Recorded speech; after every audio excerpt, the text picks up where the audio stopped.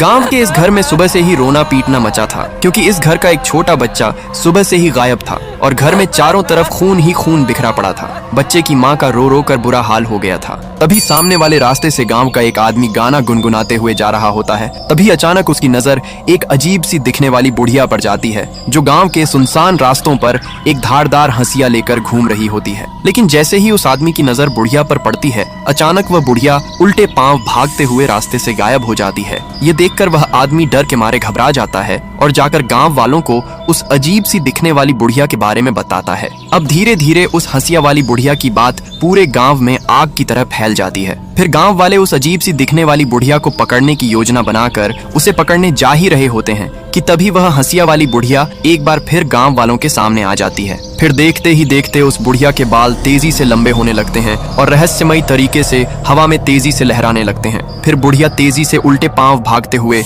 एक बार फिर से गायब हो जाती है। लेकिन सभी गांव वाले एकजुट होकर इस बुढ़िया को ही बच्चे के गायब होने का जिम्मेदार मानकर बुढ़िया को गांव में खोजने के लिए दौड़ पड़ते हैं। लेकिन शातिर बुढ़िया गांव के पीछे वाले सुनसान रास्ते से लोगों की नजरों से बचते हुए एक भारी सूटकेस लेकर भाग जाती है और सूटकेस को झाड़ियों के पीछे बने एक पुराने कुएं में फेंक देती है। तभी गांव वाले बुढ़िया को खोजते हुए उसी पुराने कुएं के पास आ जाते हैं, लेकिन बुढ़िया कुएं में छलांग लगा देती है। तभी कुएं में से एक आवाज आती है, मैंने एक बाबा के कहने पर अपने पोते की सलामती के लिए तेरे बच्चे की बलि चढ़ा दी है। ये सुनकर सभी गांव वाले सन्न रह जाते हैं। लेकिन बेचारी माँ अपने बच्चे के लिए जोर जोर से रोने लगती है, लेकिन फिर भी आपने बेचारे बच्चे के लिए लाइक और सब्सक्राइब नहीं किया।